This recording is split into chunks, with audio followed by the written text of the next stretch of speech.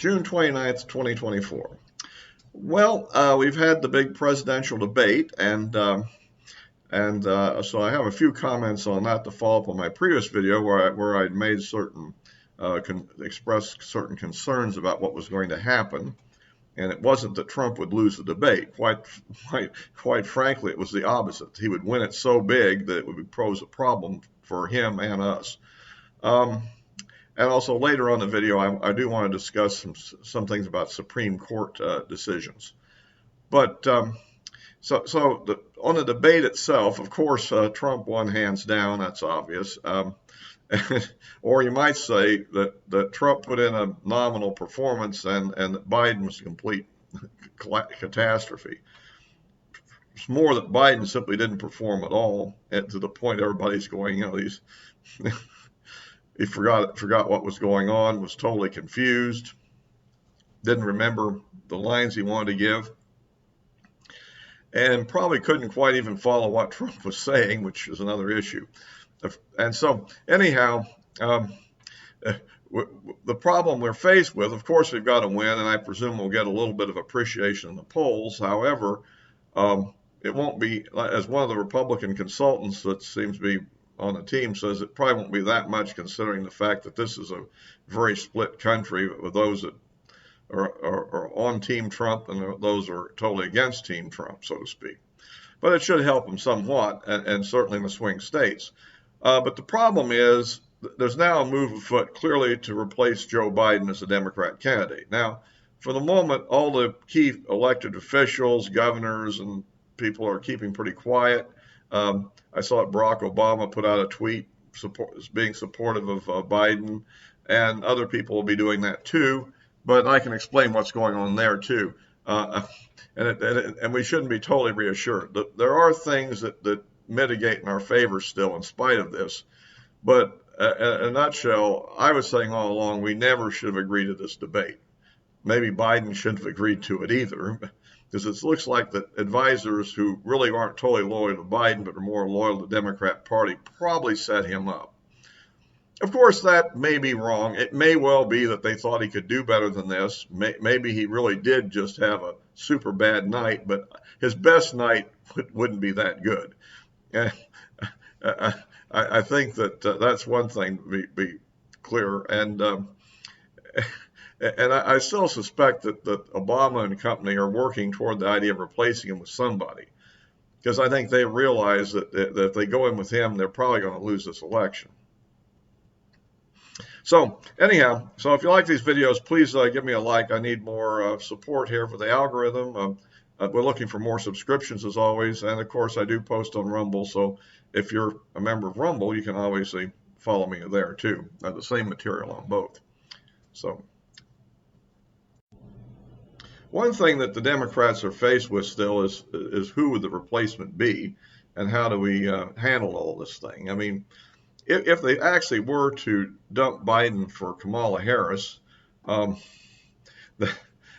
think that would put us in pretty good shape also, because Harris, although is intellectually more cognizant than Biden is at this point, I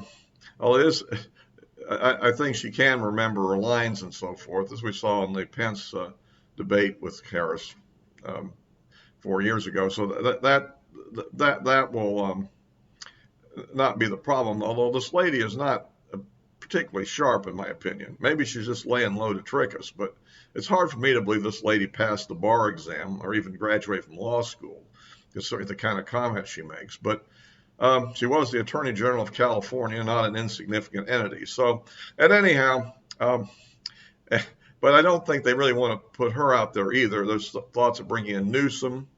And I guess if I'd have to see how that would go. I guess if Newsom, though, were to resign from California, then I guess the lieutenant governor would take the job. So, that doesn't help her out any. I don't know. That's going to be an interesting question. There's thoughts that Hillary Clinton could be brought back, or, some of the other, I've even heard of Whitmer, which I see no appeal there, but I guess that would help them win Michigan, which is a key state. So there's a logic to that, I guess. And I guess people in Michigan like Whitmer for some reason. I don't know what this is. But at any rate, but that's I have my own idea of what would be the best thing for them to do would be to pick somebody like some of the governors of states that are more swing state related. Like I'm thinking, well, for instance, the governor of Kentucky looks to me like it could be a real threat just because he was able to actually win as the only statewide Democrat in the state of Kentucky. So if they just wanted to win, if he could win in Kentucky, it might be sort of the Jimmy Carter thing from back in 1976, where you go counter. And of course, the problem there is you'd have somebody who probably isn't quite the neo-Marxist they want, maybe. So, at any rate, that's we'll have to see. That's the problem they have. Or it's also possible that Joe just won't go. I mean, he's certainly standing strong on the day after, and certainly his wife seems to be totally on board to keep him in there. She doesn't want to give up her position. And probably his key advisors probably don't want him to go either because they're effectively president as a committee, so to speak. So, that would, somebody's got to write his cue cards, right? So that's one of the things that you got to look at there. It'll be interesting to see if this, it looks like a battle is going to develop here. And remember, the Democrat convention isn't until August the 19th. So there's plenty of time for the backroom deals to be worked on. I mean, the Republican convention is coming up here rather soon. I think it's I think it's 15th, I believe, something of July. So, whereas the Democrats have plenty of time for machinations, and they're good at that. So we'll have to see what happens. But to me, this was I mean, this was not good for us to show this reality this quick. Where if this could have been shown, say, in September for the first time after the ballots were being printed, and he'd been nominated, and the funds had been raised and everything, and at the last minute, kaboom, that we might be in a position for really a real major electoral victory. As it is, we'll probably have a good chance of still winning, but I'd like to have some down ticket impact here because you need to have enough members of the House and Senate to kind of overcome the Republicans that won't go along with the game and still be able to get a majority. And that's why you need to have a little bit of a bigger victory. And this was but I don't know. To me, this is typically Trump, opening his mouth up when he shouldn't have and agreeing to debate under any conditions and then having to follow through with it. He should have. I just think that this wasn't good for us. But if, on the other hand, Biden does manage to stay on the ticket and get nominated, then it doesn't really matter. In fact, it may even be good for us. You see, I don't know what Team Trump was really calculating behind the scenes when they got into this situation, whether it was an unfortunate statement when they didn't want to back down, or whether it was more calculated than I'm giving them credit for. At any rate, that's where we are, and so we'll see what happens next. But I do think that I would say that Biden shouldn't take all the favorable comments that certain key Democrats are making publicly now too seriously. So somehow he got lured into this. Now, on his side, you could argue his people were hoping, well, let's get the debates out of the way early so that people forget what happened by Election Day on November the 5th. But first of all, they're big on early voting. And second of all, I don't think people are going to forget this. This is too much, and I don't think we're going to be able to sell this as a cheap fake either. So anyway, that's kind of my viewpoint. We're set to go. At any rate, a win's a win, sort of, and this was a big win, not a little one. And so, anyway, so I'll move on to something else, which was also a win, and that's a Supreme Court decision. Because there's two decisions we're really looking for that impact Trump in the election in a major way.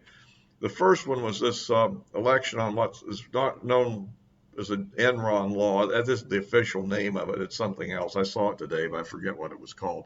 But basically, it was a law that was passed over destruction of documents and maybe alteration of documents by a corporate entity in a legal procedure.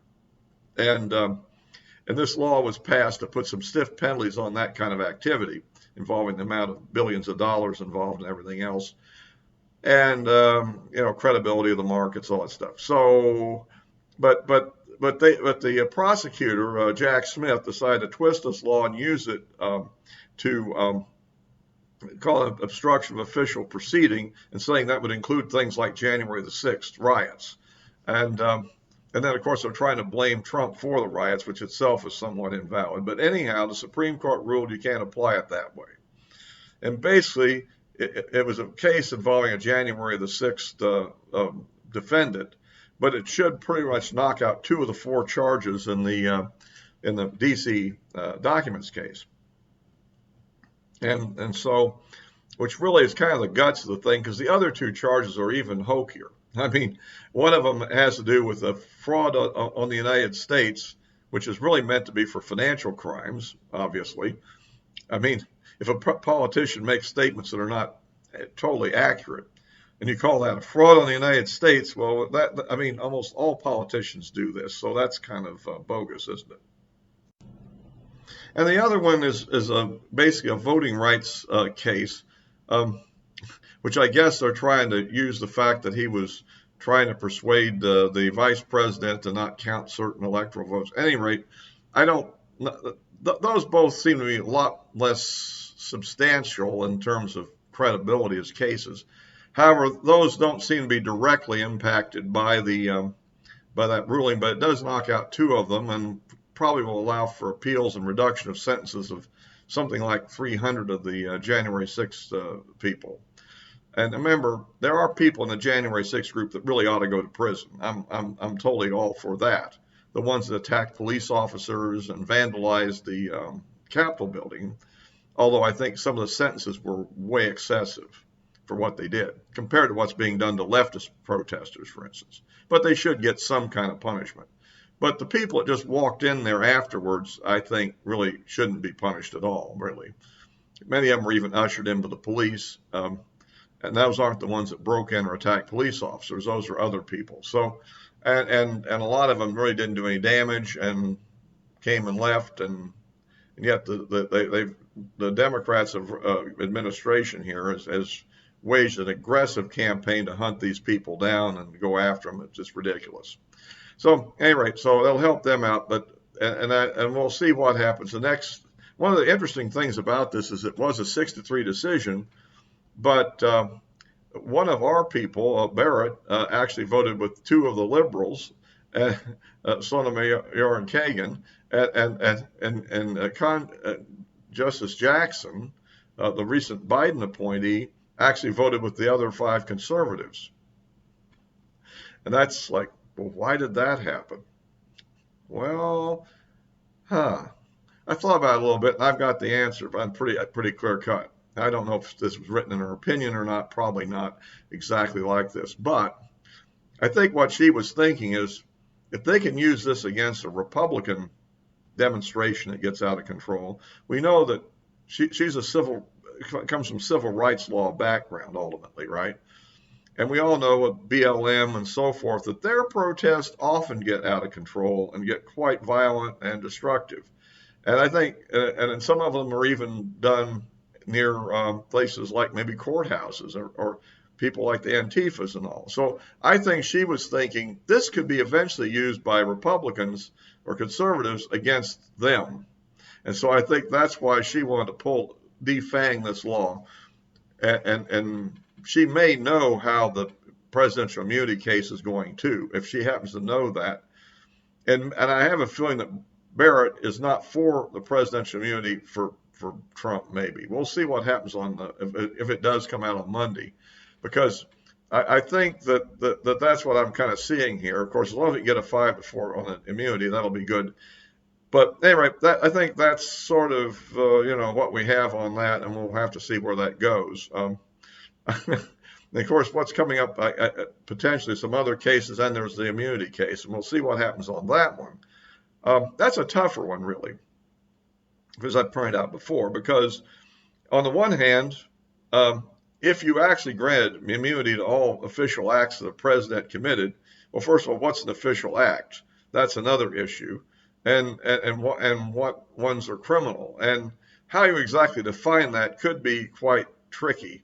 Because remember, Biden is still in office, and there's going to be presumably Democrats in the future. So giving them that kind of power, could be dangerous as well, I think.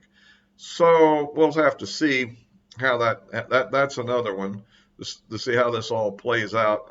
I would tend to think that, on those other two charges, I certainly, I think on the first one, the fraud against the United States, to me, a First Amendment defense would be completely valid there. Um, so anyhow, we'll have to see what happens. That may come out Monday. Of course, my preference is not to decide at all. Just postpone the thing and don't decide during this term and wait till the fall, after the first Monday in October at least, if not further. Maybe after November the 5th would even be better, and decide it then. And that, of course, the Democrats will be all upset if they do that, but to me, that would be the best move. They may just decide to remand it to the lower court to decide what is official and what isn't official, and they could do that. But the problem is what the real issue here is the possibility of creative prosecutors in the future going after political opponents when they leave office. I think that's really kind of what's behind all of this concern. And it would be, an interesting thing of how you want to rein that in without actually not allowing people to be punished for actual abuse of power. And that is a tricky balancing act they have to handle on that. So at any rate, we'll look forward to see how that one turns out, presumably on Monday if it comes out on time. I guess it'll either be Monday or it won't at all, as far as I can tell. So at any rate, we'll be wrapping this up for now. As always, of course, this will post us on YouTube and Rumble, and the addresses of my social media accounts are in the description below. All for now.